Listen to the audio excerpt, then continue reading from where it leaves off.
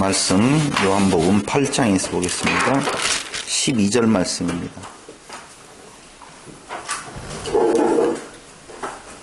예수께서 또 일러 가라사대 나는 세상의 빛이니 나를 따르는 자는 어두움에 다니지 아니하고 생명의 빛을 얻으리라. 아멘. 우리가 오전 시간에 세상의 빛이신 예수님에 대한 내용을 바로 그들이 제기했던 문제, 예수를 따르는 자들이 율법을 알지 못하는 자들로서 저주를 받은 자라고 아주 그냥 결론 내려버리죠. 저주를 받을 것이다 라고 하는 것이 아니라 예수는 율법을 모른 자로서 그는 저주를 받은 자다 라고 예수님을 책하고 예수님을 어떻게든지 잡아 죽이려고 하는 그들에게 예수님께서 율법의 바른 의미를 선포하시는 것이죠. 율법이란 이런 것이다 라고 선포하죠. 그 내용을 가늠하다 잡힌 여인을 통하여서 지금 말씀해 주고 있다라고 지난 시간 말씀을 드렸어요. 그럼 그 가늠하다 현장에서 잡힌 그 여인을 통하여서 예수께서는 어떻게 그들의 위선, 실질적으로는 그들이 오히려 그 위선 가운데에서 율법으로 죽임당할 자들이라고 하는 것을 폭로해내거든요. 어떻게 폭로해내는 건가? 다른 것이 아니라 죄 없는 자가 돌로 쳐라 하는 거예요. 잘 한번 보세요. 그런데 그 말을 듣고 그들이 양심의 가책을 받아서 도망갔다고 그랬어요. 달아나 버렸어요.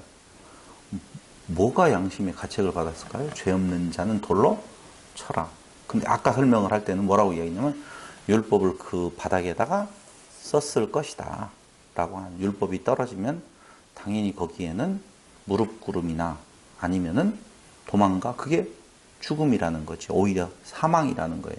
그들은 그 율법이 떨어질 때에 안 도망갈 수도 있잖아요. 왜 도망갔을까요? 율법의 바른 의미를 알지 못하잖아요. 그들은 지금 몰랐다고 그랬잖아요. 그런데 뭔 양심의 가책을 받았느냐 이거죠. 받을 양심의 가책은 뭐죠? 내가 죄인인데 죄인은 죄인이 아니다. 이걸 숨기고 싶은.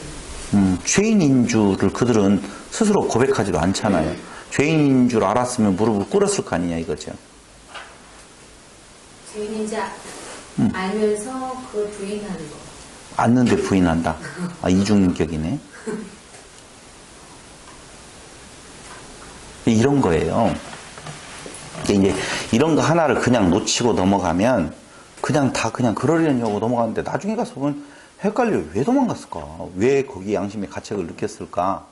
죄 없는 자가 돌로 치라라고 하는 예수님의 말씀은 그들의 양심을 쿡 찌르기에 충분했어요.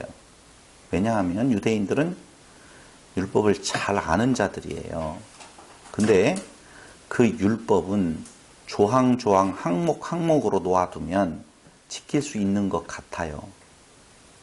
그런데 율법 전체로 통으로 이야기를 하면 그들은 분명히 양심에 찔리는 바가 있다 없다? 있다는 거예요. 하나님께서 요구하는 율법의 그 지키라라고 하는 정도는 온갖 것을 항상이거든요. 온갖 것을. 그러니까 100개의 항목, 1000개의 항목이 있으면 99개, 999개를 지켰다. 율법을 지킨 것이 아니라는 거죠. 그러니까 우리가 법이 10,000가지, 50,000가지의 법이 있는데 그 중에 하나를 범하면 그는 죄인이거든요. 무슨 소리야. 49,999가지를 내가 안 범하고 딱 하나 범했는데 내가 죄인이야? 이 말을 하면 여러분들이 저를 웃잖아요. 죄인이지 인간아. 맞아요. 온갖 것, 모든 법을 다 지켜야 되고 어떻게 지켜야 돼? 항상. 항상이라고 하는 말은 처음부터 죽을 때까지라고 하는 내용이에요. 그러니까 그 법을 그들은 알아요. 율법을 지킬 때에는 이렇게까지 지켜야 된다는 걸 아는데 세부 항목에 들어가서는 지켰다라고 자기가 의로운 자가 되어서 정죄하는 자들로 서요. 그런데 율법의 진짜 의미로 들어가서 너 율법 진짜 지켰다고 말할 수 있는 거야? 그러면은 에이 도망가 버려야 되겠다. 죄 없는 자가 돌로 쳐라. 그랬었을 때는 간음 안 했느냐 했느냐가 아니라니까요. 율법으로 접근에 들어갔었을 때에 그 율법의 조항을 완벽하게 지킬 자가 없다는 것이지요. 그런데 그걸 자기 스스로가 숨기는 거예요. 무엇으로? 나는 이러이러한 항목들을 지켰다라고 해서 자기 위안을 삼고 있었을 때에 예수님께서 직접 그냥 그 안으로 침노에 들어가 버리거든요. 근데 그때에 내 모습이 이런 모습입니다 하고 무릎을 꼬꾸라지면 되는데 그 꼬꾸라지는 것이 싫다는 거죠. 그러니까 그 자리를 피해가 버리는 거예요. 그걸 양심의 가책 때문에 다 가버렸다. 그 말이에요. 이게 항목으로 도전해오는 그들에게 율법의 전체의 의미로 그들을 물리치시는 거예요. 그때 그들은 도망가 버렸다라고 하는 내용입니다. 자, 거기까지 우리가 지난번에 공부를 했어요. 그 다음에 8장 1절로 아까 11절은 세상에 빛이신 예수님에 대해서 말씀을 하셨고 이제 예수님께서 12절부터 직접적으로 내가 곧 누구다? 세상의 빛이다 라고 선포하는 내용이 20절까지에 나온다 이거죠. 그럼 예수님은 자신이 세상의 빛이라고 말씀을 하시는데 그걸 뭘로 말씀을 하시는가? 율법으로 말씀을 하셔요. 한번 볼까요? 율법에 대표되는 것이 계명이지요. 그렇죠? 그 계명은 이런 거예요. 한번 우리가 생각을 해보십시다. 창세기에서 선악을 알게 하는 나무라는 것이 나와요, 안 나와요? 나와요. 우리는 보통 선악과라고 지칭을 하게 되어지는데 선악을 하는 나무로 먹지 말아라. 우리가 배웠던 걸로 하면 일반 성경에 나오는 걸로 하면 선악을 알게 하는 나무의 열매를 먹지 말아라. 이렇게 나와 있어요. 그럼 한번 생각을 해봐요. 지금 율법은 우리가 보통 모세의 법이라고 말을 하잖아요. 모세의 율법이라고 말을 해요.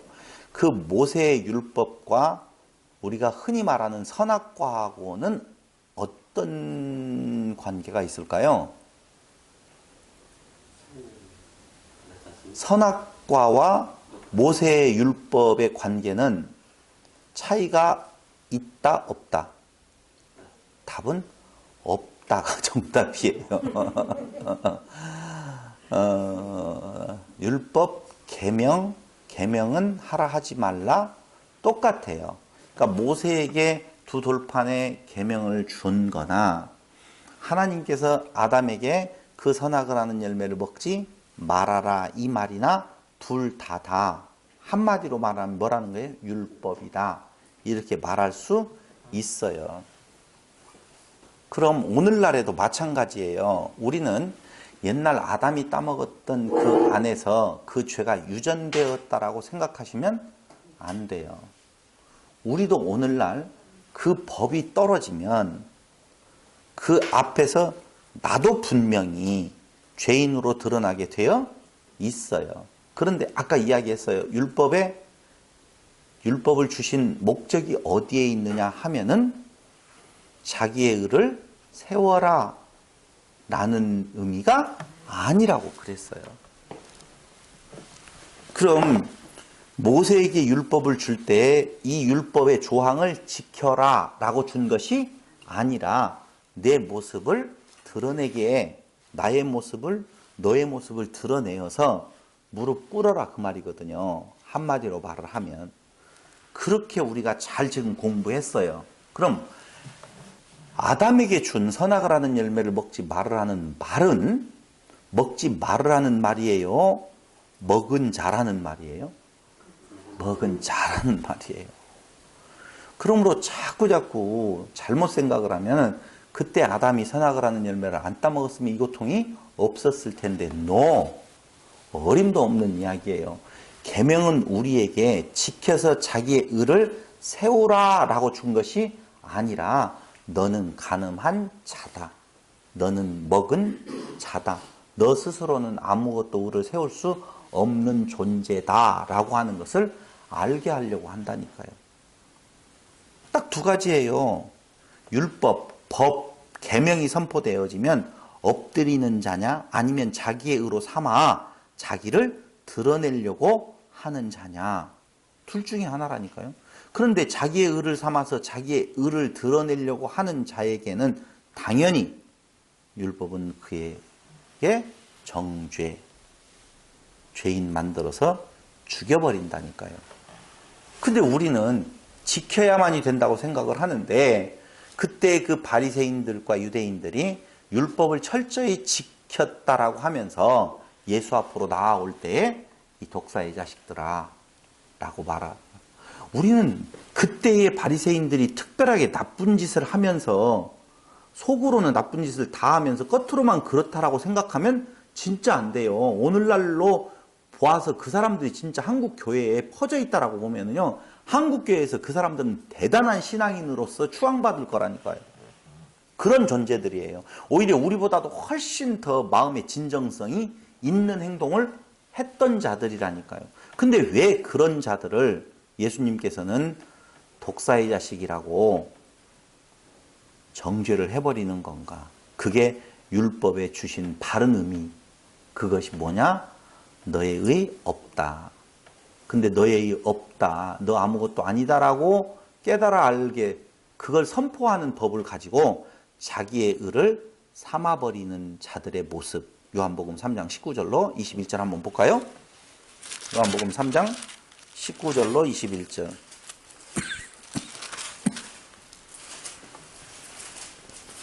그 정죄는 이것이니, 여기 그 앞에는 예수를 믿지 않는 것이 벌써 심판을 받은 거라고 말을 하면서 그 정죄는 이것이라고 말을 해요. 왜 예수 믿지 않는 것이 심판을 받은 건가? 곧 빛이 세상에 왔으되 사람들이 자기 행위가 악함으로 빛보다 어두움을 더 사랑한 것이니라. 자, 여러분들은 빛을 사랑해요? 어두움을 사랑해요? 빛을 사랑하시죠? 고맙습니다. 그러면 빛을 사랑하는 자와 어두움을 사랑하는 자의 모습이 어떤 모습인가를 여러분들 말할 수가 있죠? 어떤 모습이에요? 여러분들은 어두움보다 빛을 더 사랑한다고 그랬잖아요. 근데 아셔야 될 것은요, 사람의 힘으로는 절대 빛을 사랑할 수가 없어요. 다 어두움 가운데 있다 그 말입니다. 그럼 도대체 어두움을 사랑한다는 말은 무엇인 건가? 이런 거예요. 선악을 하는 열매를 따 먹었어요. 따 먹었어요. 따 먹고 벗은 모습이 보였어요. 그 전에는 전혀 발가벗었지만 부끄러움이 없었는데 선악을 하는 열매를 따먹고 부끄러워졌어요. 보였어요. 그때 인간이 한 행동은 뭐냐? 나무가지를 엮어서 나뭇잎을 엮어서 가리는 거였었어요. 이게 하나님께서 싫어하는 행동이에요. 그걸 다른 말로 이야기하면 스스로의 힘으로 부끄러움을 가리려고 하는 모습, 이것이 하나님께서 가장 싫어하는 모습이다 라고 보시면 돼요. 그러니까 빛이 왔는데 그 빛을 싫어해요. 빛 가운데로 나오지 않으려고 그래요. 왜냐하면 자기 행위가 악하다라고 하는 말이에요. 그 악한 자기의 행위는 뭐냐? 자기를 드러내야 되는데 예수 앞에 가면 자기를 드러내는 것이 아니라 자기가 없어져서 싫다는 거예요. 그런 의미인 거예요, 여기. 뭐 윤리와 도덕적인 무슨 못된 짓거리를 행하고 싶어 이런 내용하고는 아무 상관이 없다라고 보시면 정확해요. 그럼 그 부끄러움을 가릴 수 있는 유일한 방법이 있다면 그건 뭐예요? 성경으로 이야기해 주세요. 예수님으로 이야기하면 창세기에서 너무 멀리 뛰었고 99% 100점이에요. 그건 나뭇잎 내 스스로의 힘으로 부끄러움을 가리는 것이 아니라 그냥 원하지 않았는데 강제적으로 양 한 마리를 잡아서 가죽옷으로 지어 입혀주시더라 그 말입니다. 그것밖에는 다른 거 없어요. 가죽옷, 그 가죽옷은 무엇을 말하는다? 십자가를 말한다 그 말입니다. 그래서 가죽옷으로 죄를 덮어주려 주어 사죄케 하신다. 죄를 사하여 주신다. 라고 보시면 정확하다 그 말입니다. 오전 시간에 말씀을 드리는 것처럼 이때가 지금 무슨 내용이냐면 초막절 마지막 때라고 그랬어요. 불을 밝혀서 환히 밝혀서 불을 밝히면서 오전에 뭐라고 그랬어요? 내가 누구입니다? 죄인입니다. 내가 죄인입니다. 내가 죄인입니다라고 하는 큰 소리로 외쳐서 마지막 그 축제의 장을 마감을 하게 되어지는데 그게 위선이라는 거예요. 그게 내가 죄인입니다. 죄인입니다. 죄인입니다 하는데 실질적으로 똥 묻은 게 저 묻은 게 뭐라고 한다고? 그 가늠한 여인을 데려다가 죄인입니다 하고 말한 놈이 정죄하려고 하는 부분 모습을 적나라하게 예수님께서 드러내 보여주시는 방법은 무엇이다? 율법이 무엇인지를 드러낸다 그 말입니다. 그런데 참 의미 있는 것은 그 초막절 마지막 행사에 등장하는 것이 바로 뭐예요? 불을 환히 밝히는 의식이 행해졌다 그 말입니다. 근데 지금 봐봐요. 내가 죄인입니다. 내가 죄인입니다 하면서 불이 확 밝혀져요. 근데 예수님께서 딱 나타나가지고 뭐라고 말해요? 빛이다! 그래요. 그러니까 너희들이 밝히는 그 빛은 가짜다 그 말이거든요. 너희들 스스로가 나뭇잎을 엮어서 만들어내는 부끄러움을 가리려고 하는 행동은 어떻게다? 그 빛으로는 그 행위로는 부끄러움을 가릴 수가 없고 도리어 그것이 더 하나님 앞에 더 죄악된 행동이다라고 하는 것을 말씀해 주면서 실질적인 빛이 바로 나다라고 선언을 해주고 있다 그 말입니다. 그러니까 예수가 진짜 참빛이면 너희는 가짜다, 어두움이다, 너희는 소경이다. 지금 그 말을 해주고 있는 거거든요. 그러면서 예수님 나를 따르는 자는 어두움에 다니지 아니하고 무엇을 얻게 되어져요? 생명을 얻을 것이다 라고 하는 것이거든요. 자, 이사야 11장 9절로 10절을 한번 볼까요? 이사야 11장 9절로 10절. 지금 제가 이야기하는 것은 계속적으로 율법에 대한 내용을 이야기를 하고 있어요. 11절로 더 20절까지에 대한 내용은 굉장히 간단해요. 내가 세상의 빛이다 라고 했는데 야 어떻게 네 말로 네가 증거하는 것이 참일 수가 있느냐 라고 이야기할 때 예수께서 뭐라고 그래요? 내가 나 혼자만 그러는 것이 아니라 누구까지? 아버지께서 증언하신다 라고 하는 율법에 근거해서 선포를 하시는데요. 이사야 11장 9절로 10절 찾으셨나요? 빨리 찾으시네요. 제가 못 찾았어요. 11장 거기 9절로 10절. 나의 거룩한 산 모든 곳에서 해됨도 없고 상함도 없을 것이니 이는 물이 바다를 덮음같이 여호와를 아는 지식이 세상에 충만할 것임이니라. 그날에 잘 봐봐요. 나의 거룩한 산 모든 곳에서 해됨도 없고 상함도 없을 것이니 이는 물이 바다를 덮음같이 여호와를 아는 지식이 세상에 충만할 거예요. 근데 10절 그날에 이새의 뿌리에서 한 싹이 나서 만민의 기호로 설 것이요. 이 기호라고 하는 말은 영어 성경 사인이에요. 사인. 이새의 뿌리에서 한 싹이 나는 것이 무엇이냐? 사인이 될 거예요. 그런데 그 이새의 뿌리에서 한 싹이 난 것, 그걸로 인하여서 무엇이 되어지냐? 나의 산 모든 곳에서 해됨도 없고 상함도 없을 것이니 이는 물이 바다를 덮음같이 여호와를 아는 지식이 세상에 충만할 것을 지금 말해주고 있어요. 잘 봐봐요. 율법을 알지 못하는 자로 저주받은 자다 그랬어요. 그럼 율법을 알지 못한다, 하나님을 알지 못한다라고 하는 말하고 지금 같은 선상에 있다 그 말입니다.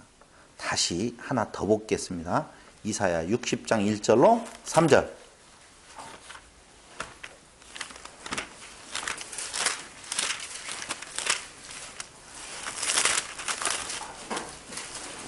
일어나라 빛을 발하라 이는 내 빛이 이를 얻고 여호와의 영광이 내 위에 임하였음이니라. 보라, 어두움이 땅을 덮을 것이며 캄캄함이 만민을 가리우려니와 오직 여호와께서 내 위에 임하실 것이며 그 영광이 내 위에 나타나리니 열방은 내 빛으로 열왕은 비추는 내 광명으로 나오리라. 여기 일어나라 빛을 발하라. 이는 내 빛이 이르렀고 여기에서 말하고 있는 내 빛이 이르렀고 내 위에 임할 것이요 내 위에 임하실 것이며 그 영광이 내 위에 나타나리니 라고 하는 말들이 계속 지금 나오고 있죠. 나오고 있는 것을 못 보는 것 같아요. 그런데 여기 지금 빛이 나타났어요. 그래서 하나님을 아는 지식이 충만하게 되어지는데 그게 한 사인이 되어서 이제 한 싹이 나요. 이새의 뿌리에서. 그건 누구를 말해요? 예수를 말하는 거예요. 그렇게 되어질 때에 자, 이사야 9장 2절.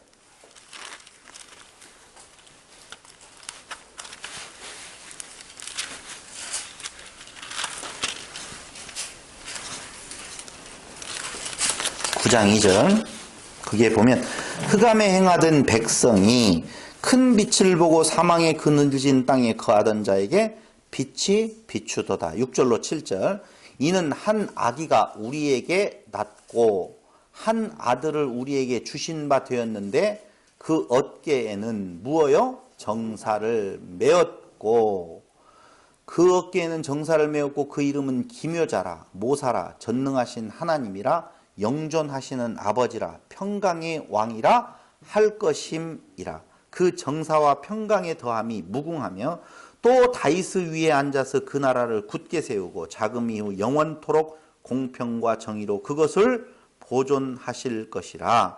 만군의 여호와의 열심히 이를 이루리라. 이걸 이루는데 만군의 여호와의 열심이래요. 열정, 질투 이런 것들이거든요. 그러니까 당신의 열정이 그 일을 이루게 되어지는데요. 6절로 7절의 내용으로 보아서는 지금 백성들은 어디에 행하던 백성이냐면은 흑암에 행하던 백성이에요. 맞잖아요. 아니, 거기 9장 아까 몇 절이라고 써요? 1절. 전에 고통하던 자에게는 흑암이 제가 9장 2절이요. 흑암에 행하던 백성이 큰 빛을 보고 사막의 그늘진 땅에 거하던 자에게 빛이 비추도다. 그러니까 흑암에 거하던 백성이에요. 사망의 그늘진 땅에 거하던 자들에게 빛이 비추이는데 그 빛이 누구예요? 빛의 정체가 뭐예요? 한 악이에요. 한 악이죠? 맞죠? 지금 성탄절이 왔어요 이미. 그러니까 그 빛의 정체는 한 악인데 그 악이가 뭘로 표현되고 있느냐? 정사로 나와 있어요. 그러면 그 정사라는 말은 도대체 뭐예요? 죄송해요. 너무 질문을 많이 해서. 그 어깨에는 무엇을 메었다고요? 정사를 메었다. 그 정사를 맨 것이 뭐예요? 통치 맞아요. 통치라는 말이에요. 그러니까 그 악기에 뭐가 실현이 되어지면 통치가 지금 실현이 되어진다. 이렇게 보시면 된다니까요. 그 다음에 이 말 통치라고 하는 내용, 이 말은 하나님의 통치를 회복하는 일. 이게 누가 할 일이에요? 아기가 할 일이에요. 이해됐죠? 그러니까 하나님의 통치를 회복하는 일이 예수께서 이 땅 위에 오셔서 하실 일이라 그 말입니다. 그런데 하나님의 그 통치를 회복하는 일인데 거기에 뭐라고 나와 있냐면은 어깨는 정사를 메었는데 그 이름은 뭐라고요? 기묘자라. 그 다음에 또 뭐예요? 모사라. 기묘한 일이라 그 말입니다. 세상 가운데에서 있는 일이 아니에요. 참 기묘하네. 그 말이에요. 거기에 또 뭐라고 나와 있어요? 모사라 이렇게 나오죠? 모사라고 하는 말은 모략이라는 뜻이거든요. 그가 하는 일은 기묘하고 모략, 모사. 그게 어떻게 되어 있냐? 정사를 배웠고 기묘자라 모사라고 이야기를 해요. 한마디로 말을 하면 반역자의 받을 벌을 자기 자신이 대신 지셔서 하나님의 통치를 무엇한다? 회복한다는 거예요. 기묘하다. 우리는 보통 통치의 회복이면 위에서 아랫사람들을 누른다 그 말이잖아요. 아이, 또 정치 이야기 하려다가 말았어요. 왕은 통치를 행할 때에 위에서 그 권리를 가지고 눌러버리는 것으로 알고 있지만 아니에요. 보편적으로 그렇게 알고 있는 그 통치의 개념이 기묘한다 이거예요. 누구에게는 한 아기가 낳는데 그 아기에 매여 있는 정사, 통치의 방식은 너무너무 기묘하다는 거예요. 어떻게 기묘하냐? 반역자의 받을 벌을 당신이 대신 지시는 모습으로 통치를 행하시더라 그 말입니다. 아까 이야기했죠? 가늠한 여인에게 뭐라고? 나도 너를 정죄치 아니한다는 말이에요. 그러니까 예수님과 가늠한 여인이 따로 분리되어서 너의 죄를 용서해 줄 게가 아니에요. 내가 너와 하나가 되어서 네가 받을 그 죄의 형벌을 내가 대신 받음으로 그 하나님의 통치를 완성, 회복시키신다 그 말이에요. 이게 사람들을 보기에는 무슨 모습이라고요? 기묘하다 그 말이죠. 기묘하다. 그리고 그런 다음에 어떻게 해요? 그런 다음에 그를 떠난 자기의 의를 세우려고 하는 자들, 그들에게는 무엇이냐? 아까 모략이라고 했죠? 모사라, 모략이라. 맞아요. 그렇게 드러나게 되어 있다는 거예요. 우리는 오히려 율법을 표면적으로 잘 지키는 자에게는 상을 주고 상선, 그걸 지키지 아니하는 자에게는 벌, 악이라 라고 악한 자에게는 벌을 주신다라고 하는 건데 인간적인 그러한 사고 구조를 완전히 떠나서 예수께서 한 악이 되어 이 땅에 오셔서 행하시는 하나님 통치의 회복은 사람들에게는 자기 스스로의 죽음을 통하여서 받아야 될 벌을 대신 지심으로 인하여서 그 일을 이루시는 것이 기묘한 것이요. 도리어 거꾸로 그 율법을 지킨다라고 열심내어 살아가는 자들에게 있어서는 하나님의 진노가 그 위에 놓이게 되어지는 것이 모략이 되어진다라고 하는 것입니다. 그럼 왜 하나님께서는 이렇게 기묘하게 일을 행하시느냐? 왜 그래요? 그 뒤에 나와요. 뭐라고요? 만군의 여호와의 열심이라고 나와 있어요. 하나님의 열심이 이 일을 그렇게 행하시게 되어 있어요. 그럼 여기에서 하나님의 열심은 뭐예요?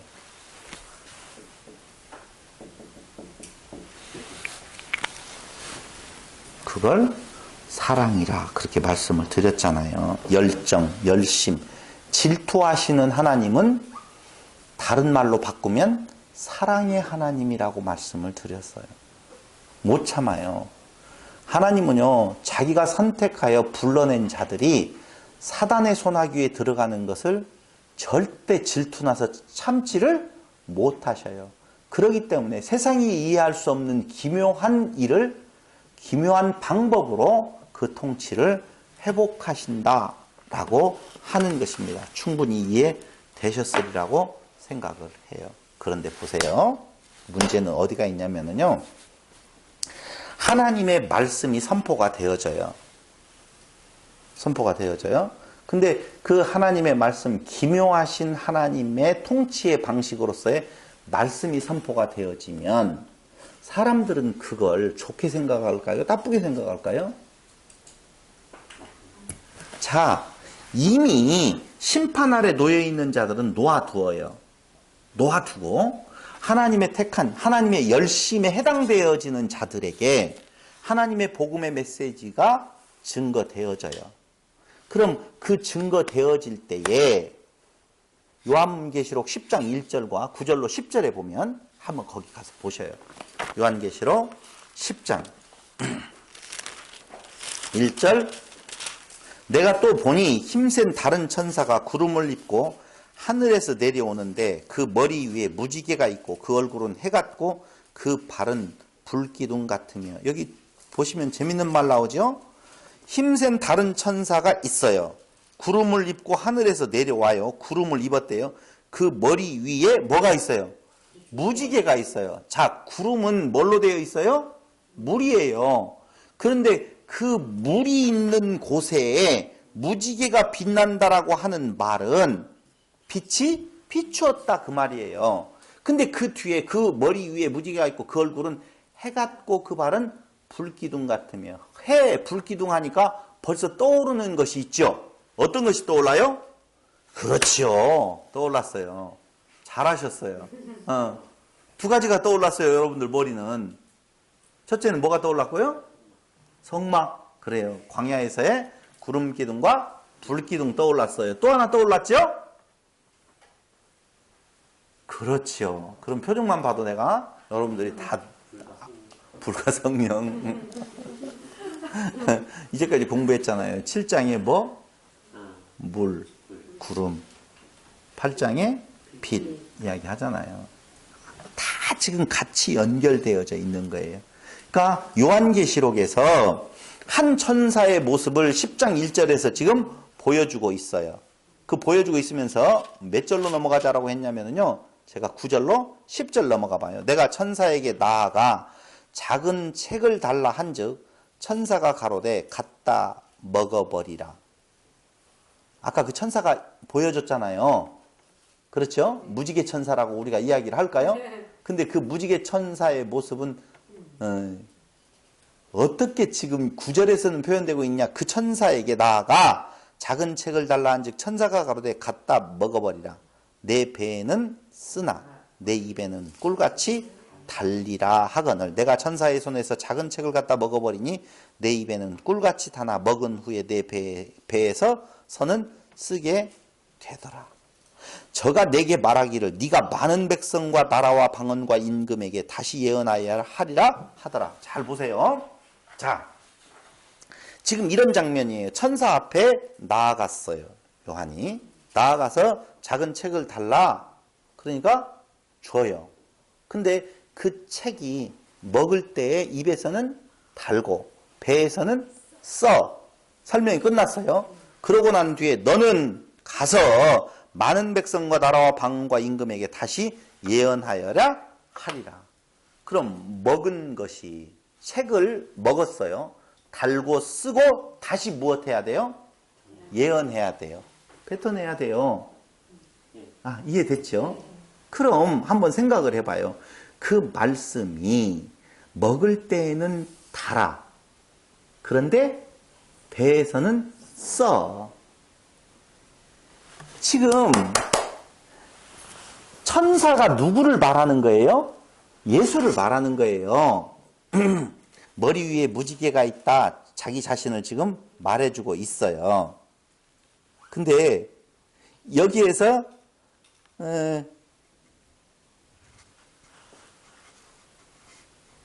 우리는 아이 참나 어떤 말을 먼저 해야 될지를 모르겠네. 아니 기왕이 말을 했던 거니까 그것 먼저 이야기를 하자고요. 왜 입에서는 쓰고 배에서는 달고 그걸 다시 너희가 무엇해야 된다? 예언해야 된다 라고 하는 이야기를 하고 있어요. 왜 입에서는 달까요? 왜 입에서는 달까요? 배에서는 쓸까요? 말씀이 입에서는 달고 배에서는 써요.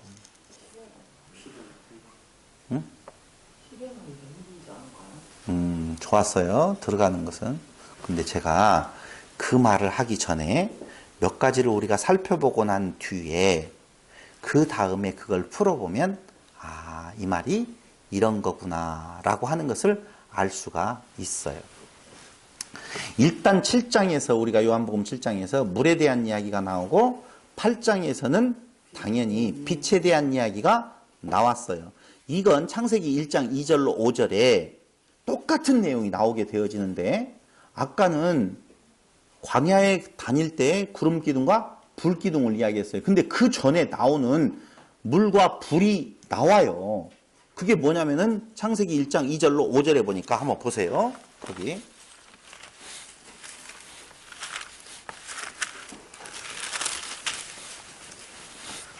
땅이 온돈하고 공함이 흑암이 깊음 위에 있고 하나님의 신은 수면에 운행하더라. 운행하시니라. 아, 나오지요. 수면 위에 운행하시는 성령이지요. 수면이라고 하는 것은 뭐예요? 성령을 가리킨다고 그랬어요. 수면 위에 운행하시는 영, 성령. 그러니까 수면과 연관되어져 있는 것은 하나님의 신은 무엇을 가리킨다? 성령을 가리킨다라고 보면 1장 2절에서 땅이 온돈하고 고함에 흑암이 깊음 위에 있고 하나님의 신은 수면에 운행하시니라 라고, 하나님의 신이 수면 가운데 성령과 같이 운행하시는데 그곳에 뭐가 딱 등장하느냐 하면은 3절에 하나님이 가라 빛이 있으라 하심에 빛이 있었고 라고 나와요. 빛이 창조되어지죠. 그런데 여기에서 우리는 하나 알아야 될 것, 빛은 시편 80편 3절에 보면 진리요 복음이요 예수를 말해줘요. 근데 요 빛이 창조되어져서 빛이 있으라 하시며 빛이 있을 때에 뭘로 나누냐? 빛과 어두움으로 나누어지더라 라고 하는 거예요. 빛이 비추어지면 둘로 나누어지게 되어 있다니까요. 빛과 어디로 나누어져요? 어두움으로 나누어지게 되어 있어요. 하나님의 얼굴에 빛이라고 하는 내용, 그 빛은 예수를 말한다라고 하는 내용은 지금까지 이야기를 했다라고 보면 두 번째 빛과 물이 나오는 것이 광야를 가는 이스라엘 백성들에게 불기둥과 구름기둥이 나와요. 근데 아셔야 될 것은 불기둥이나 구름기둥이나 이게 다른 것이 아니라는 거예요. 둘 다 같은 거예요. 근데 우리가 요한복음에서 7장에서 물이 나오고 8장에서 빛이 나올 때 그 물의 존재의 출발은 어디였었어요? 예수께서 너희에게 무얼 성령을 부어주겠다는 거예요. 예수님께 승천하시면서 내가 성령을 너희에게 보내준다 라고 이야기를 하고 있다 그 말입니다. 그럴 때에 그 빛과 물이라고 하는 것으로부터 시작되어지는 것은 한마디로 말을 하면 무지개예요. 무지개. 그러니까 그 길은 심판의 길이 아니라 구원의 길. 우리가 무지개가 떴다라고 하는 것은 다시는 멸망당하지 않는다라고 하는 징표이듯이 하나님의 신이 운행하시는, 물 위에 운행하시는 내용에 그곳에 빛이 들어갔다. 그 내용을 한마디로 말하면 무지개라고 표현할 수 있는데요. 있는데 세상은 그 빛을 싫어해. 어두움으로 가. 빛으로 나아오는 자가 있다고 그렇게 말씀을 드렸어요. 이제는 충분히 무슨 말을 한지 알겠어요. 자, 여기에 제가 그때에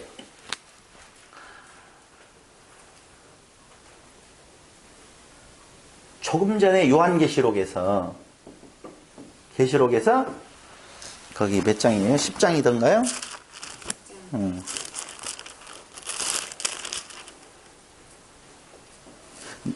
10장 몇 절이에요? 9절. 내가 천사에게 나아가 작은 책을 달라. 이게 지금 누구를 말한다고 그랬어요? 천사가 예수를 말한다고 그랬어요. 나아가 작은 책을 달라 한즉 천사가 거기 갖다 먹어버리라. 천사가 뭐라고 했냐면 그 달라고 하니까 그 말씀을 갈라고 하니까 무엇해라? 먹어라. 그런데 그 먹거라라고 하면서 바로 나오는 것이 그 뒤에는 무엇해라? 예언하라 하는 거예요. 예언하다는 말은 이게 전도예요. 전파하라는 말이거든요. 전파하라는 말이에요. 먹으면 입에서는 달고 배에서는 쓰다. 여러분 말씀을 딱 들을 때에 달던가요? 쓰던가요? 왜 다냐 하면은 예수님께서 생명수가 되어서 우리가 저주의 물에 빠져 죽었던 자들인데 그 죽었던 자를 어떻게 해요? 살려주어요. 그러니까 이스라엘 백성들은 사실은 죽은 자들이에요. 근데 그 죽은 가운데에서 어떻게 되어져요? 어둠에 있는 자들을 빛으로 살려내거든요. 살려내요. 아까 설명했던 내용이 물과 불이라고 하는 그것으로 그들을 인도해내어 무엇한다? 살려준다 그 말입니다. 그런데 그때에 그 불기둥, 구름기둥으로 그들을 살려주면 처음에는 어떻게 돼요? 좋다니까. 지금 그 말을 하려고 하는 거예요. 좋다니까. 그래서 먹을 때에는 달아요. 그러니까 이스라엘 백성들도 출애굽을 할 때 달콤하게 나왔어요. 달콤하게 나왔는데 광야를 지나면서 쓰기 시작한 거예요. 에스겔서 3장 1절로 3절.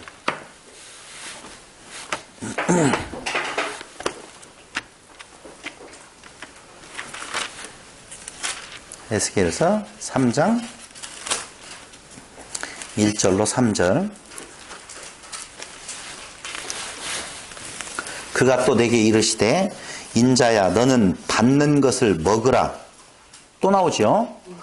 너는 이 두루마리를 먹고 가서 이스라엘 족속에게 고하라 하시기로 내가 입을 벌리니 그가 그 두루마리를 내게 먹이시며 내게 이르시되 인자야 내가 내게 주는 이 두루마리로 내 배에 넣으며 내 창자에 채우라 하시기에 내가 먹으니 그것이 내 입에 달기가 뭐 같더라?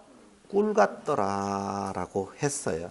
그러니까 두루마리는 말씀인데 그 두루마리의 말씀이 뭐라고 되어져 있냐면은 우리의 사는 것이 예수의 십자가로 살고 생명을 얻은 겁니다. 예수님께서 우리의 죄를 위하여 십자가를 지고 죽으심으로 말미암아 우리는 예수 그 십자가 안에서 새로운 생명을 얻은 것입니다. 이 말을 요새 전도하는 말로 이야기하겠어요? 가서 전하라고 그랬잖아요. 그러면 전함을 받는 자도 처음에는 입에 어떻게 되겠어요? 달아요. 뭐냐면 믿기만 하면 영원한 생명이 있습니다. 달아였어요? 너무 달지요. 그래서 달콤하게 교회로 들어와요. 자, 여기까지는 이제 됐어요. 그런데 그 단 것을 먹었어요. 근데 문제는 뭐냐면은 그게 배 안으로 들어가서 그 배 안에서 소화가 되어지면서 써요. 소화가 되어지면서.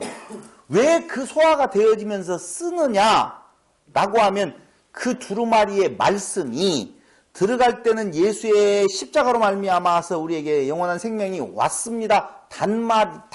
단이 달았는데 그게 안에 들어가서 계속적으로 소화가 되어지면서 무엇을 하게 만드냐면은 우리의 모습을 보게 만든다니까 그 말씀은 계속적으로. 근데 보세요. 그게 진짜 그런가 안 그런가 말씀에 있는지 없는지를 한번 보자고요. 한번 보십시다. 에스겔서 2장 9절로 10절. 그 자리에 있죠. 9절 시작. 내가 보니 한 손이 나를 향하여 펴지고 그 손에 두루마리 책이 있더라. 두루마리 책이 있어요. 그가 그것을 내 앞에 펴시니 그 안팎에 글이 있는데 시작. 애가와 애곡과 재앙의 말이 기록되었더라. 그 말씀이 무슨 내용인가 봤더니 애가와 애곡과 재앙의 말이 기록되었더라. 한번 물어볼까요? 애가는 언제 부르는 노래예요? 애가는요, 죽은 걸 슬퍼할 때 부르는 노래가 애가예요. 애가. 근데 그 두루마리 책에 쓰여진 것이 애가와 애곡과 재앙의 말이 쓰여져 있다니까. 아, 참 미치겠다. 어떻게 이런 말이 쓰여져 있느냐. 축복과 환희와 부자 되는 비법의 그 찬양 소리가 있더라. 이렇게 나오지 않았다라고 하는 내용이에요. 그러므로 한마디로 말을 하면 자기 중심으로 자기를 높여 살아가는 나 자아가 내 안에 있으면 어떻게 해요? 그 말씀이 쓰지요. 계속적으로. 쓸 수밖에 없다니까요. 너희들은 죽은 자야. 너희들 없어. 너 없다니까. 사실은 너는 있는 것이 아니야. 근데 자기 중심으로 자기의 의가 있다고 살아가는 자들이 그 말씀이 계속적으로 내 안에 들려질 때에 아파요, 안 아파요? 아프지요. 그게 애가라니까. 죽음에 이르는 고통이 있어요. 정말 힘들어요. 자기를 포기해갖고 살아간다라고 하는 것이 얼마나 피곤한지 몰라요. 그러니까 말씀을 한마디로 말하면 뭐예요? 빛이라 그랬잖아요. 빛이 있으라 하심에 그 빛이 있었는데 그 빛에 의해서 빛과 어두움이 쫙 나눠진다니까. 근데 그 빛에 나아가는 자들은 처음에 좋다니까요. 밝은 빛 가운데. 근데 빛에 나아가서 보니까 자기의 모습이 다 보여. 없어. 그게 그 싸움이 굉장히 고통스럽다니까. 그러니까 예수 믿었더니 내 삶이 너무 좋았어요. 기쁘다 구주 오셨네. 백성 이렇게 부르는 것이 아니라 기쁘다 구주 오셨네. 애가와 애곡 그리고 재앙이 같이 있는, 그러니까 정말 애곡하는데 애가를 부르는데 내가 죽어가는데 그 안에서 샘솟듯이 솟아나는 기쁨이 있다니까. 그 기쁨을 지금과 같이 날라리 같이 춤추면서 절대 그렇게 고백할 내용이 아니라는 거예요. 지금 성경이 말해주고 있는 내용은 그 내용을 말해주고 있다는 거예요. 말씀이 내 안에서 진짜 작동을 하게 되고 일을 하게 되어지면, 아까 뭐 한다고 그랬어요? 통치의 회복이라고 그랬잖아요. 한 아기가 낳는데 그 어깨에는 정사, 통치가 있는데 하나님의 회복에, 하나님의 통치의 회복이라고 이야기했어요. 그러니까 자기 중심에 자기가 왕으로 앉아있는 것을 밀어내는 일이 어떻게 돼요? 예수님께서 선포하신 말씀을 통하여서 이루어진단 말입니다. 그 말씀이 내 안에 깊이 들어오면 나는 내 안에서 무엇을 느끼게 되어지는 건가? 죽음에 이르는 슬픔이, 아픔이, 고통이 그 안에 있다 그 말이에요. 그런데 예수 믿는 것이 기쁘고 즐겁다라고 말하는 사람들 좀 이해가 안 되죠. 이해가 안 되죠. 정돈되어질 수밖에 없어요, 삶이. 얼마나. 근데 전혀 싸움이 일어나지 않아. 그리고 계속 나는 더 높아지고 싶어. 나는 더 부자로 살고 싶어. 하나님께서 당신의 자녀가 부자로 살기를 원합니까? 가난한 자로 살기를 원합니까? 진짜 복음 안에 있는 자들은 살고, 부자로 살고 가난하게 살고라고 하는 개념 자체가 없어져요. 그런데 내 마음에 아직 그 마음이 남아있다라고 하는 말은 말씀이 제대로 안 들어와서 싸움이 일어나지 않고 있든지, 아니면 그가 겉으로는 하나님의 자녀같이 모습으로 보여 있지만 사실은 그는 하나님의 자녀가 아닌, 뭐라고 말해요? 그걸 보고? 아니? 예? 쭉정이 알곡과 같이 있는데 실질적으로는 먹지 못하는 쭉정이라 그 말입니다. 근데 저는 평안교회에 있는 성도들이 다 알곡인 걸로 저는 확신하잖아요. 그 확신할 수가 없어요. 제가 죄송한 말씀이지만 이 말은요, 말하고 있는 저는 알곡이고 여러분들은 쭉정이 중에 있을 수가 있다 이 말이 아니고 저조차도 그래서 날마다 경성하여 깨어있는 거예요. 한번 믿으면 끝난다라는 말이 아니, 그러면 믿음으로 끝나지 아니하면 또 행위를 해야 되는 게 아니요, 그 말이 아니라 진짜 하나님의 자녀라고 보면 나중에 배에서는 어떤 현상이 일어나요? 달 것이 아니라 입에서는 달고 배에서는 써요. 근데 쓴 그 안에 있는 것이 밖으로 아까 뭐라고 그랬어요? 선포하라, 전하라고 그랬잖아요. 전파하라고 그랬잖아요. 그러니 나갔었을 때 처음에 들리는 말은 뭐예요? 단말이 되겠죠. 예수께서 우리의 죄를 위하여서 죽으시고 그 안에 생명이 있습니다 라고 하는 건데, 성도들이 듣기에는 이 말씀을요 다른 교회 성도들에게 말하지 마세요. 아니, 대우받으려고 생각하지 말으라니까. 이 말하면 참 잘 알아듣고 어떻게 그렇게 신기하고 신묘하고 이렇게 확실한 말씀을 전해주냐라고 받아들이는 건 택한 백성이고, 받아들이지 아니할 확률이 높아요. 왜? 아파. 안 듣고 싶어요. 그러니까 옛 자 안에 사는 자들은 결국 예수 믿는 것이 기쁘고 즐겁고 좋고 성령이 오셨네 할 수 있다니까. 끝으로 잘못 들으면 안 되겠다. 여러분들 예수 믿는 게 기쁘고 즐거워요? 슬프고 괴로워요? 이게 헷갈리죠? 이 전제가 안 되어지면 머리 아프겠죠?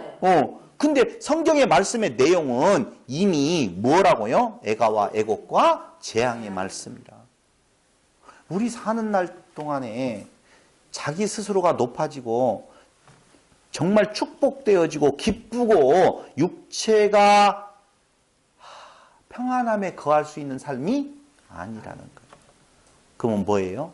이걸 한마디로 말하면 눈물이 수반되는 기쁨이라고 말할까요? 울어요. 진짜 어찌하여 이렇게 되었습니까? 이스라엘 백성들이 진짜 회개할 때는 어떻게 해요? 땅을 치고 죄를 뒤집어 쓰고 울잖아요. 선지자들이 다 그거 우는 선지자들 아니에요. 그런데 그 울 수 있을 때가 기쁨의 때라니까요. 울 수 있을 때가 기뻐요. 오히려 그때가 하나님의 사랑이 아직 떠나지 아니한 때라고 보시면 좋다라고 하는 것입니다. 예수만이 소망입니다. 우리의 삶은 애가와 애곡과 재앙의 삶이 되는 것입니다라고 전하면 그 전함을 듣는 자들이 뭐라고 말을 하겠어요? 삐친 놈. 아니 예수를 종교를 왜 믿어요? 우리가 좀 평안하려고 믿는 것인데 뭐라고? 애가와 애곡이 있다고? 너나 많이 믿어라 라고 말을 듣기가 쉽상이다 그 말입니다. 욥기서 7장 11절로 21절. 이게 우리의 삶의 모습을 욥의 삶에서 보여주고 있는 내용이에요. 적나라하게 보여줘요. 욥 잘못 있어요, 없어요? 욥 잘못 없어요. 아니 그 잘못이 있냐 없냐는 말은 인간의 윤리와 도덕적인 기준으로 놓고 보았었을 때에 욥은 정말로 참 훌륭한 삶을 살았던 사람인데 그 욥의 삶의 7장 11절에 보면 그런즉 내가 내 입을 금하지 아니하고 내 마음의 아픔을 인하여 말하며 내 영혼의 괴로움을 인하여 원망하리이다. 내가 바다니까? 아니 원망해요. 내가 너무 고통스러워서. 용이니까? 주께서 어찌하여 나를 지키시나이까? 주께서 나를 버린 것이 아니라 나를 어떻게 해요? 지키셨다는 거예요. 그런데 너무 고통스러운 삶이 자기 앞에 펼쳐진다는 것이죠. 혹시 내가 말하기를 내 자리가 나를 위로하고 내 침상이 내 수심을 풀리라 할 때에 주께서 꿈으로 나를 놀래시고 이상으로 나를 두렵게 하시나이다. 그러니까 우리가 좀 잠이라도 자 편안하게 그러잖아요. 너무 고통스러울 때 빨리 잠이라도 들으면 고통이 덜하겠지. 그때 잠 잘 때에는 뭔가 신경 부분에 대한 내용이 고통이 그 잠에 묻혀버리는데 욥은 지금 그게 아니고 내가 지금 편안히 좀 잠이라도 자볼까 하는데 꿈속에서까지 나타나서 나를 놀래시고 이상으로 나를 두렵게 하나이다. 이렇게 지금 고백하고 있어요. 이러므로 내 마음에 숨이 막히기를 원하오니 뼈보다도 죽는 것이 나으니라. 이 말이 좀 해석이 좀 애매해요. 아니요. 너무 뼈가 아파서 숨이 막힐 정도로입니다. 이 말이에요. 지금 원문에 보면. 내 뼈가 시리도록 아픈데 얼마나 아팠으면 숨이 턱턱 막힐 정도로 아프다는 거예요. 그때에 내가 생명을 싫어하고 항상 살기를 원치 아니하오니 나를 놓으소서 내 날은 헛것이니이다. 그러면서 우리가 너무너무 잘 알고 있는 사람이 무엇이간데 주께서 크게 여기사 그에게 마음을 두시고 아침마다 권징하시며 분초마다 시험하시나이까. 여러분 분초마다래요. 뭔 잘못이 있어서가 아니라니까요. 그런데 우리는 이러한 말씀은 들어오면 안 된다라고 생각을 하는 것이죠. 교회에서 이러한 말씀을 증거하는 것이 아니에요. 예수 말씀을 담고 살아가는 자의 삶의 모습은 애가와 애곡과 재앙이 그 앞에 놓여져 있다라고 이야기할 때 우리는 조금만 어려움이 내 앞에 오더라도 하나님을 향하여서 얼마나 원망과 불평을 털어놓았느냐라고 하는 것이죠. 근데 오늘 욥의 삶을 들여다보니 아침마다 권징하시며 분초마다 시험하시나이까? 주께서 내게서 눈을 돌이키지 아니하시며 나의 침 삼킬 동안도 나를 놓지 아니하시기를 어느 때까지 하시리까? 왜 이렇게 하나님은 관심을 가져요? 사랑하시니까. 사랑하시면 이렇게 안 해줘도 되잖아요. 왕이니까 그래요. 신이니까. 그 신분이요, 일반인이 아니에요. 그렇기 때문에 그 모습으로 훈련시키는 거예요. 그걸 무슨 과정? 성화의 과정이라. 근데 이것을 잘못 알아들으면 이걸 통하여서 내가 또 다시 윤리와 도덕적인 어떤 삶을 살아낼 수 있을 거라고 생각하셔서는 안 돼요. 욥은요, 윤리와 도덕적인 삶을 살아낸 자라니까요. 그런데 그에게 지금 오는 여러 가지의 삶의 모습은 전혀 인간의 생각하는 내용하고는 판이한 삶의 모습이 그 앞에 전개되어지더라 하는 것입니다. 다시 말씀을 드린다라고 보면은요, 절대 이러한 과정을 통하여서 윤리와 도덕적인 내 삶의 모습으로 바꿔준다 그 말이 아니라고 보면, 이러한 삶을 지금 욥 앞에 놓고 하나님의 사랑하는 자녀들 앞에 애가와 애곡과 재앙이 그 앞에 있도록 하나님께서 역사하시는 이유는 뭐냐 이거예요.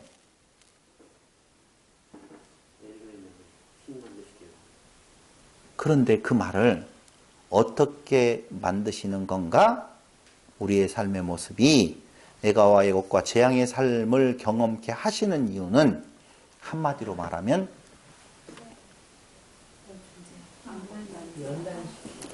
그 말이 좀 맞을 것 같아요. 연단. 근데 그 연단이라는 말이 육적 자아의 해체 과정이라고 보시면 돼요. 육적 자아를 해부하고 해체해버리는, 그걸 우리가 너무너무 자주 쓰는 말로 이야기하면 자기 부인이라 그 말입니다. 자기 부인의 과정이에요. 이것을 성경은 뭐라고 말하느냐? 옛사람과 새사람이 싸운다 그 말이에요. 봐봐요. 우리는 창조에서 뭘로 나아간다고 그랬어요? 재창조, 새창조로 나아간다고 그랬죠? 그럼 새창조로 나아가려면 옛 것을 어떻게 하고? 부셔버리고 새로운 것으로 만들어야 돼요. 이 옛 것에 대한 내용이 자기 의를 세워가는 과정이었다라고 보면, 그 자기 의가 세워진 그 농도가 짙으면 짙을수록, 강하면 강할수록 그 해체 과정은 너무너무나 아프다는 거예요. 여러분 삶이 힘들고 괴롭고 아프세요? 말씀이 들어갈 때 하는 말이에요.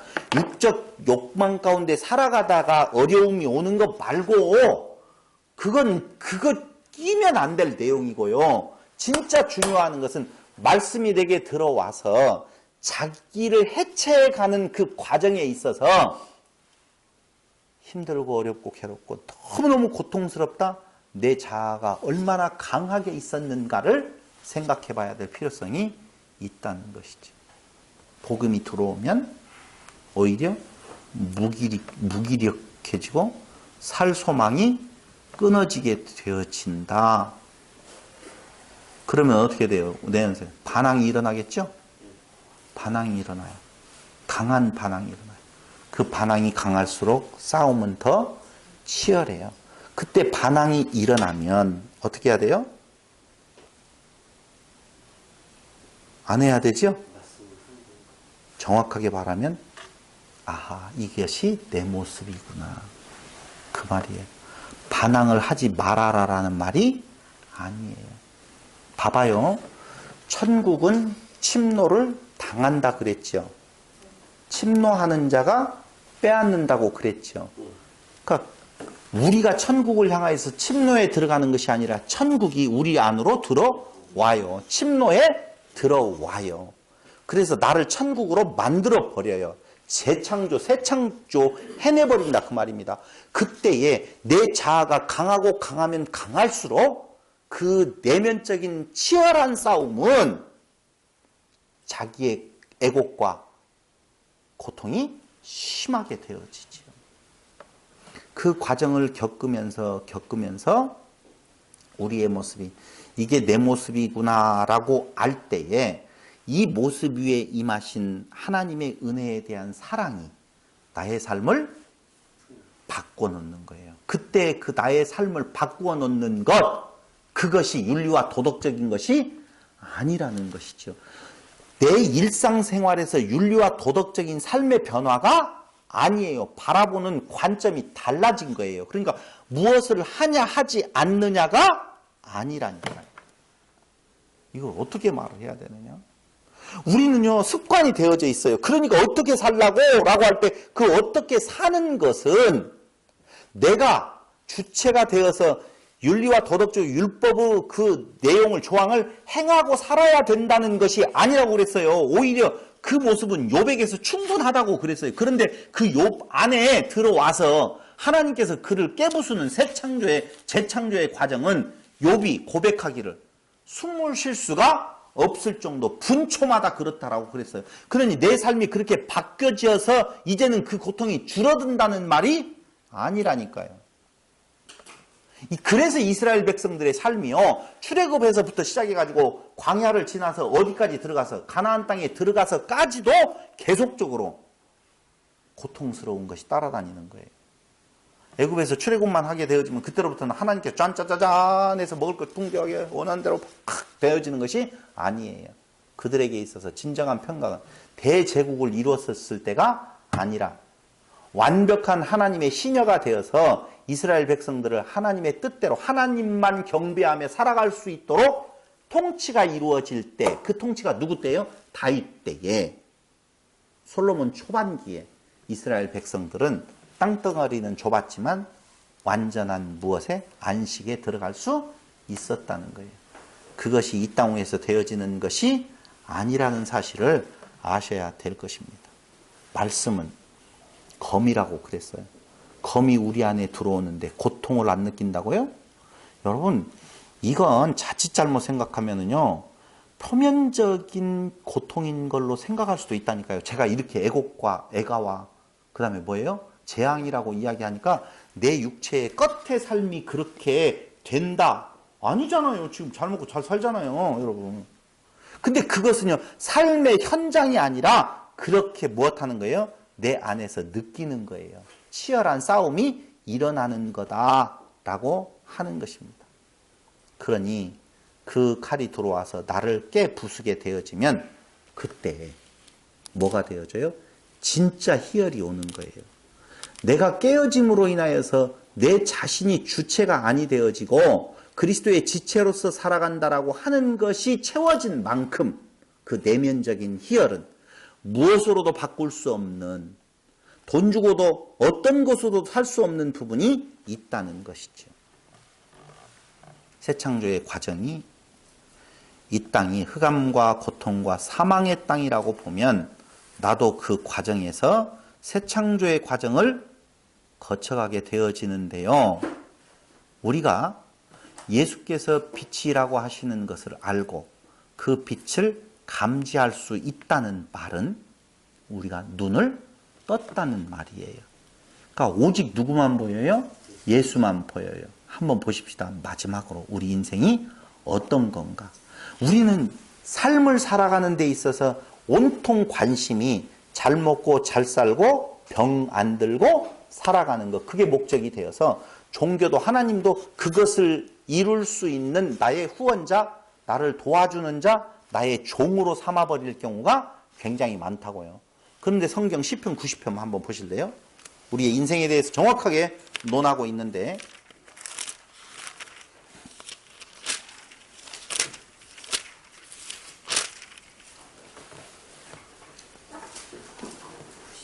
(90편) 8절, 주께서 우리의 죄악을 주의 앞에 놓으시며 우리의 은밀한 죄를 주의 얼굴빛 가운데 두셨사오니. 참, 이런 것들 보면은요, 여러분 놀라지 않아요? 주께서 우리의 죄악을 주의 앞에 놓았대요. 자, 봐봐요. 주님이 계시는데 우리의 죄악을 주의 앞에다 놓았어요. 도망갈 수 있어요?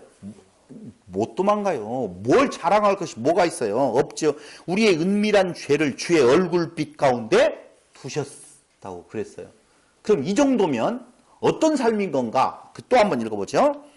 우리의 모든 날이 주의 분노 중에 지나가며 죄악이 그 앞에 있고 다 있는데 당연히 주의 분노 중에 지나가며 우리의 평생이 일시간에 다하였나이다. 잘 들어보셔요. 내 모습 고백할 수 있죠? 근데 그 모습이 주의 앞에 그대로 노출되어 있어요. 그럼 하나님께서 우리의 그 삶을 어떻게 애곡과 애가와 재앙 가운데 두었어요. 그게 하나님의 벌을 받는 거예요? 축복을 받는 거예요? 축복 가운데 있는 거예요. 그러면서 거기 뭐라고 나와요? 우리의 연수가 70이요. 강건하면 80이라도. 우리는 여기에다만 말을 많이 둔다? 70살 아니면 80살 산다는 쪽에다 많이 두는데 그 말이 아니에요. 그게 70이요, 80, 아니요. 700이요, 800이라 할지라도 그거 문제 안 돼요. 우리의 인생의 그 모든 날들은 한마디로 그 연수의 자랑은 다 같이 시작. 수고와 슬픔뿐이요. 신속히 가니 우리가 날아가나이다. 수고와 뭐밖에 없다고요? 슬픔밖에 없어요. 그런데 그 수고와 슬픔을 바꾸어서 기쁜 나날들이 되겠다라고 예수 앞으로 접근해 가는 것 바보 같은 짓이에요. 이미 결론 내렸어요. 70을 살던 80을 살던 수고와 슬픔뿐이 없다고 나와 있어요. 근데 그 수고와 슬픔을 주시는 목적이 어디에 있다고요? 참 기쁨으로 빵 터지게 하려고. 참 희열 속으로 가게 만들려고. 새 창조를 이루시려고 한다 그 말입니다. 그러니 이 땅 살아나가면서 진지하지 아니하고는 못 산다니까요. 아니요, 진지하게 살게 하신다는 거예요. 근데 우리는 그 영원한 생명 새 창조 안에서 살아가는 우리의 모습을 너무너무나 쉽게 세상에 가치롭다라고 하는 그 한 푼어치도 안 되는 서푼어치도 안 되는 그것에 우리의 온통 마음을 다 놓고 살아가고 있는 모습이 있다라는 것이죠. 자식이요? 마찬가지예요, 여러분. 그건 또 아닌 것 같죠? 아니요. 자식에게 빠지죠? 돈에 빠지죠? 건강에 빠지죠? 사회적인 지위에 빠지죠? 명예에 빠지죠? 별것에 다 빠지고 있어요. 그때 우리의 내면의 새 창조는 어디로? 도망가버리고 말더라 그 말입니다. 빛이 비추었습니다. 물과 성령. 똑같은 말이라고 하죠?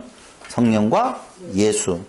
물과 빛이라고 하는 것이 우리 안에 파고 들어올 때에 우리의 새로운 해체 작업이 일어나고 그 해체가 된 뒤에 새로운 모습으로 다시 태어나는 새 창조의 과정은 이 땅 위에 살아가는 우리에게는 참으로 고통스러운 일이지만 진정으로 내면적인 희열이 우리 안에 넘쳐갈 거다. 이 삶을 살아가는 자를 세상이 감당할 수 없다고 말해요. 그 세상은 뭐예요? 사단이 다스리는, 사단이 우리를 무너뜨리지 못한다는 것이죠. 이 일을 누가 이루신다고요?